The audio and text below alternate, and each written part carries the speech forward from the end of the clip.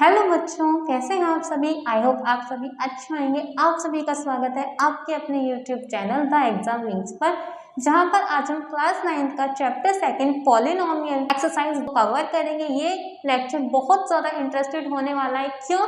क्योंकि ये जो एक्सरसाइज है बहुत ज़्यादा ईजी है और ये इसी वीडियो के अंदर कंप्लीट भी हो जाएगी। यदि वीडियो अच्छी लगे तो वीडियो को लाइक कीजिए, चैनल को सब्सक्राइब कीजिए और कोशिश कीजिए कि इस वीडियो को आप ज़्यादा से ज़्यादा स्टूडेंट्स के पास शेयर करें, जिससे कि वो स्टूडेंट्स भी इस वीडियो का बेनिफिट उठा सकें।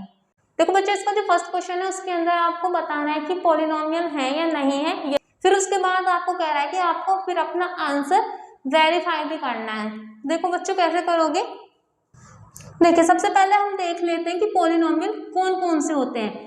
जिनके वेरिएबल्स की पावर क्या होगी, नॉर्मल्स होती हैं, 1 2 3 4 5 6 इस तरीके से होती है, तो वो क्या होते हैं, पॉलिनोमियल होते हैं। बट यदि क्या हो, वेरिएबल की जो पावर है वो अपोन में आ जाए, ठीक है, तो वो क्या होगा, वेरिएबल नहीं होगा, तो वो क्या होगा, पॉलिनोमियल नहीं होगा।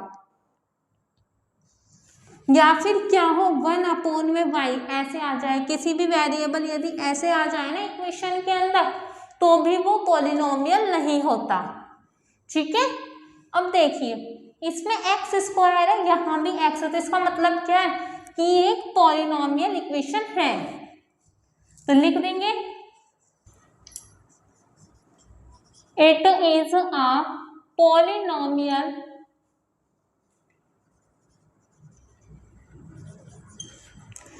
because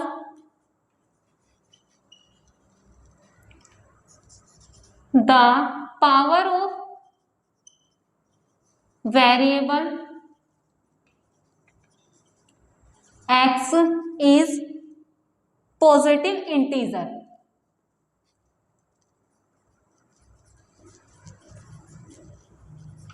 ठीक है बच्चों, कि जो इसके जो वेरिएबल था x था, इनकी जो पावर्स है वो क्या है, पॉजिटिव इंटीजर्स है। ठीक है, यदि इनकी वेरिएबल्स की पावर अपोन में होती, जैसे ये लिखवाया, या फिर क्या होती, माइनस में होती। जैसे देखो, ये 1/y है, इसे आप ये भी तो लिख सकते हो y की पावर -1। क्यों? क्योंकि इसकी पावर 1 है, जब ये ऊपर जाएगा तो माइनस में हो जाएगा। तो यदि पावर क्या हो, नेगेटिव इंटीजर हो या क्या हो, फ्रैक्शन की फॉर्म में हो, तो वो आपका पॉलिनोमियल नहीं बनता। अब आते हैं इसके सेकंड पार्ट पर, वाई स्क्वायर प्लस के √2। तो देखो बच्चों, वाई स्क्वायर, इसे आप √2 को क्या लिख सकते हो, 2 की पावर 1/2। ठीक है, अब देखिए, ये पॉलिनोमियल होगा। अब आप क्या होगी कि इसमें तो पावर 1/2 है, पर आप ध्यान से देखिए, ये 1/2 पावर कांस्टेंट टर्म की है, ना कि वेरिएबल की। वेरिएबल की पावर क्या है, यहाँ पर 2 है, तो इसका मतलब क्या होगा, ये भी आपका पॉलिनोमियल बनेगा। जैसे आपने यहाँ पर थ्योरी लिखी है, सेम यहाँ पर ऐसे लिख देना कि it is a polynomial because the power of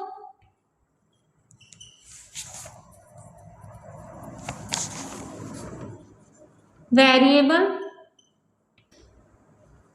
of y is positive integer. ठीक है बच्चों, अब आते हैं इसके थर्ड पार्ट पर।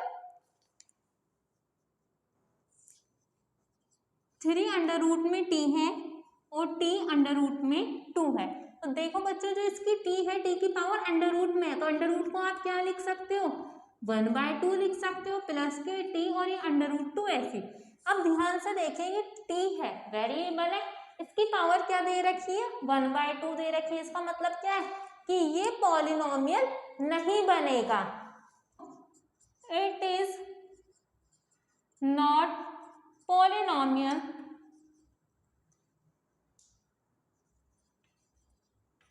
because the power of variable t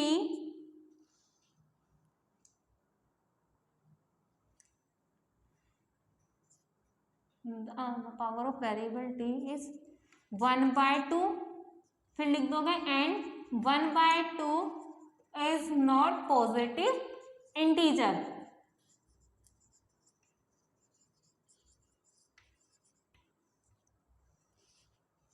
ठीक है बच्चों, अब आते हैं इसके फोर्थ पार्ट पर। y प्लस के 2/y थ्योरी सब में सेम रहेगी, इसमें आपको नॉट लिखना है।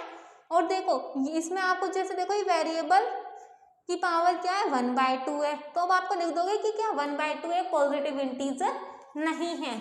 y प्लस के 2/y, अब देखिए ये y प्लस के 2 1/y है, तो 1/y को आप क्या लिख सकते हो, इसकी पावर 1 है, ऊपर जाएगी तो माइनस में हो जाएगी, मतलब y की पावर -1। ठीक है, तो आप क्या लिखोगे, ये पॉलिनोमियल नहीं है क्योंकि पॉजिटिव इंटीजर नहीं बना इसमें, जो इसकी पावर है वो क्या बन गई, नेगेटिव इंटीजर्स बन गई। तो लिखिए it is not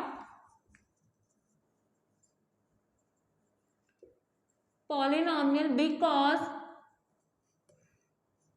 the power of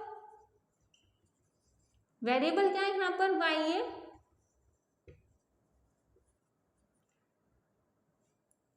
is -1 and -1 is not positive integer। ठीक है बच्चों,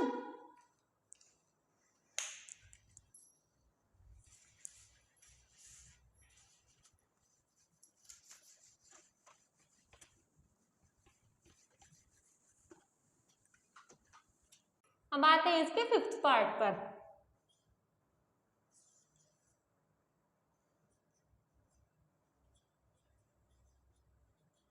x की पावर 10 प्लस के y की पावर 3 प्लस के t की पावर 50। देखिए बच्चों, क्वेश्चन में ये भी तो कह रहा था कि इसमें आपको बताना है कि कौन कौन से वन वेरिएबल में, तो जो स्टार्टिंग के आपके 4 थे वो तो वन वेरिएबल में थे। कैसे, कि सबके पास एक जैसी आ रही थी, यदि y आ रहा था तो दूसरे के पास भी y था, यदि एक के पास x था तो दूसरे के पास भी x था।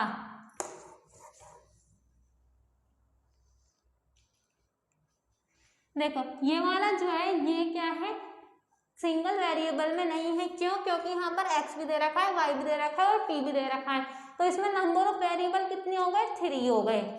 आप उन वाले क्वेश्चन पे लिख लेना, मैं लिखवाना भूल गई कि उसमें कितने वेरिएबल्स थे, उन सब में जिससे पहले करे थे उन सब में 1 वेरिएबल था। ठीक है, number of variable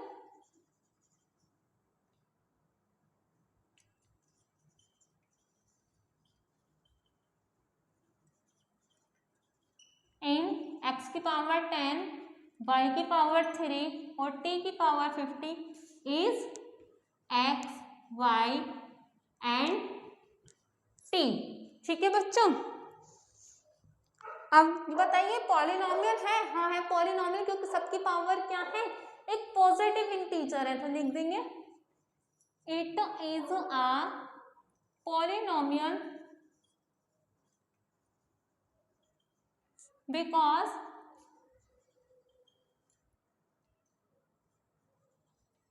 the power of x, y and t are positive integer।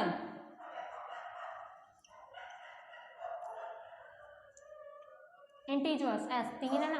देखो बच्चों कितना इजी था ना ये क्वेश्चन, आपको बताना था कि इसमें से कौन कौन से सिंगल वेरिएबल में, तो स्टार्टिंग के जो थे 4 वो सिंगल वेरिएबल में थे, ये वाला आपका ट्रिपल वेरिएबल में था।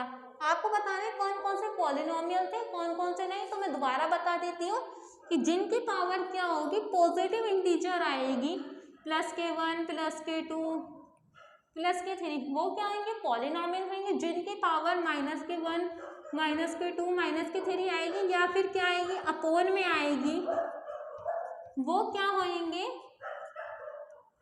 नॉन पॉलिनोमियल होंगे। ठीक है बच्चों, अब आते हैं बच्चों इसके नेक्स्ट क्वेश्चन पर, क्वेश्चन नंबर 2 पर। इसमें आपको कह रहा है कि एक्स स्क्वायर के कोफिशिएंट बताने हैं, मतलब कि एक्स स्क्वायर के आगे क्या डिजिट है, आगे का मतलब ये नहीं इसी के आगे क्या डिजिट है वो देखो। एक्स स्क्वायर के आगे कुछ नहीं, इसका मतलब 1 है, तो इसका आंसर क्या आ जाएगा 1, कि इसका कोफिशिएंट क्या है 1 आ गया। तो यहाँ लिख देना द कोफिशिएंट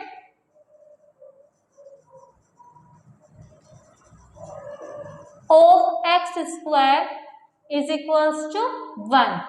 ठीक है, इसका कोफिशिएंट क्या है, देखो एक्स स्क्वायर के आगे क्या है माइनस है और कोई डिजिट नहीं है ना इन दोनों के बीच में, तो इसका मतलब क्या है 1 है, तो आंसर क्या लिख दोगे -1 लिख लेना। The coefficient of X square is equals to -1। देखिए बच्चों इसमें एक्स स्क्वायर के आगे वैल्यू क्या दे रखी है π/2 दे रखी है, तो आप क्या लिख दोगे the coefficient of X square is equals to π/2, ये आंसर आ गया। ठीक है, अब देखिए इसमें तो एक्स स्क्वायर है ही नहीं, तो क्या हो जाएगा कोफिशिएंट एक्स स्क्वायर का 0 हो जाएगा। जब है ही नहीं तो हम कहाँ से लेके आएंगे। ठीक है, अब आपको इसमें एक एग्जांपल देना है बाइनोमियल का जिसकी डिग्री आप 35 मानोगे, एंड आपको एक मोनोमियल का देना है जिसकी डिग्री आप 100 मानोगे। देखो बच्चों पहले लिखिए बाइनोमियल का,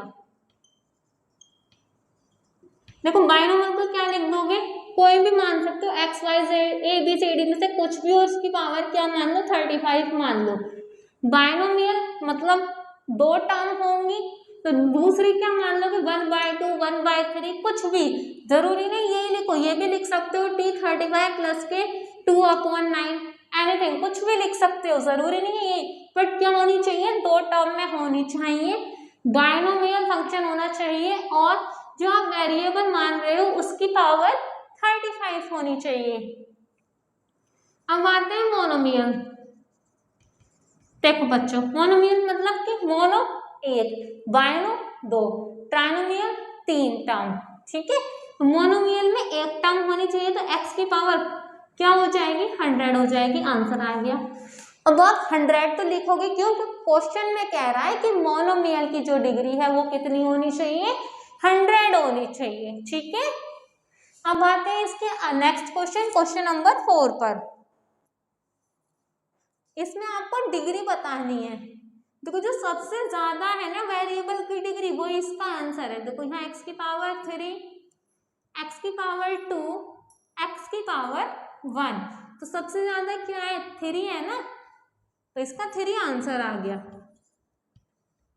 यहाँ पर y की पावर 2 है और तो कोई वेरिएबल नहीं है, तो डिग्री क्या है हो गई 2 हो गई। यहाँ पर देखो t की पावर कुछ नहीं है, इसका मतलब 1 है, तो इसकी डिग्री क्या हो गई 1 हो गई। अब देखो बच्चों 3 के पास कोई वेरिएबल ही नहीं है, तो इसकी डिग्री क्या हो जाएगी 0 हो जाएगी। ठीक है, अब आते हैं बच्चों इसके नेक्स्ट एंड लास्ट क्वेश्चन पर। देखिए इसमें आपको बताना है कि कौन सी इक्वेशन लीनियर है, क्वाड्रेटिक है या फिर क्यूबिक पॉलिनोमियल है। देखिए लीनियर में क्या होगा, हाईएस्ट पावर जो होगी वेरिएबल की वो 1 होगी, क्वाड्रेटिक में क्या होगा हाईएस्ट पावर आपकी 2 होगी, एंड जो क्यूबिक पॉलिनोमियल्स हैं उसमें जो हाईएस्ट पावर है वेरिएबल की वो 3 होनी चाहिए। ठीक है, अब आप इजी हो गए आपके लिए, जल्दी जल्दी से आप फिल कर दीजिए या फिर कमेंट सेक्शन में मुझे जल्दी जल्दी बताइए कि कौन कौन से क्वेश्चंस में क्या क्या आंसर आएगा। देखिए इसकी जो पावर है हाईएस्ट पावर क्या है 2 है, तो इसमें क्या आ जाएगा क्वाड्रेटिक आ जाएगा, क्वाड्रेटिक। देखो जो इसमें आ जाएगा क्वाड्रेटिक। अब देखिए इसकी हाईएस्ट पावर क्या है 3, तो क्या आ जाएगा क्यूबिक पॉलिनोमियल आ जाएगा, ये आंसर आ गया।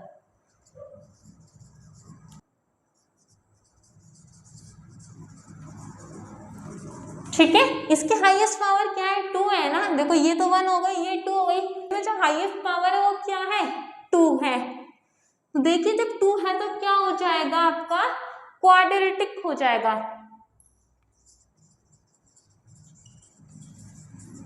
ठीक है, इसकी पावर क्या है, x की पावर 1 है, तो क्या हो जाएगा, लीनियर। ठीक है, अब देखिए इसमें t की पावर 1 है, क्योंकि कुछ नहीं दे रखा तो 1 है, तो क्या हो जाएगा, ये भी लीनियर हो जाएगा। ठीक है, अब देखिए r स्क्वायर मतलब पावर है 2, तो क्या हो जाएगा, क्वाड्रेटिक। ठीक है, x की पावर 3 है, मतलब 3 तक क्या आ गया, क्यूबिक पॉलिनोमियल। देखो बच्चों एक बात और, जैसे ये है 7x की पावर 3, तो ये तो हो गया वेरिएबल। इसके आगे जो ये 7 है ना, ये क्या है, x की पावर 3 का कोफिशिएंट है। यदि ये ऐसे होता x की पावर 3 प्लस के 2, तो यहाँ पर तो क्या हो गया, ये वेरिएबल, ये 7 इसका कोफिशिएंट हो गया, और जो ये 2 है ना जिसके साथ कोई भी वेरिएबल नहीं है, ये यहाँ पर कांस्टेंट टर्म हो गई। ये आपको चीजें याद रखनी पड़ेंगी। अब ये जिसके पास कुछ नहीं वो कांस्टेंट टर्म, जिसके पास कोई भी X Y Z A B C D में से कोई भी एक लेटर है तो वह वेरिएबल होगा, चाहे उसके ऊपर कितनी भी पावर हो सकती है, इसे हम पावर बोलते हैं। एंड ये जैसे x की पावर 3 पूरा एक वेरिएबल बन गया ना, इसके आगे जो डिजिट लिखी हुई होगी बिना साइन की, इनके बीच में कोई साइन नहीं होना चाहिए। यदि साइन हो गया इस तरीके से, ठीक है, तभी आप इसे भी सोच लो। ऐसा नहीं सोचना है कि देखो इन दोनों के बीच में कोई साइन नहीं है, इसका मतलब जो 7 है वो क्या है, x की पावर 3 का कोफिशिएंट है। और देखो जैसे 2 लिखा हुआ है, 2 कोई भी वेरिएबल नहीं है, इसका मतलब क्या हुआ, जो 2 है वो क्या हो गया, एक कांस्टेंट टर्म हो गई।